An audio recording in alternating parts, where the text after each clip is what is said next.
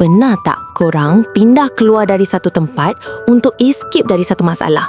Pindah rumah, pindah kerja, tapi malangnya masalah yang sama jadi walaupun orang dan tempat berlainan. Semua ni bukan kebetulan tau, dan terjadi ada sebabnya. Tak percaya? Cuba korang perhatikan. Kita diberi masalah yang sama sebenarnya sebab ada benda yang kita belum belajar dari situasi lepas. Contohnya, bila kita lari dari orang yang selalu ambil kesempatan diri kita dengan berharap hidup lebih baik. Sedangkan kunci jawapan adalah diri kita. Ni adalah pelajaran untuk kita belajar untuk berani letak boundary dan say no.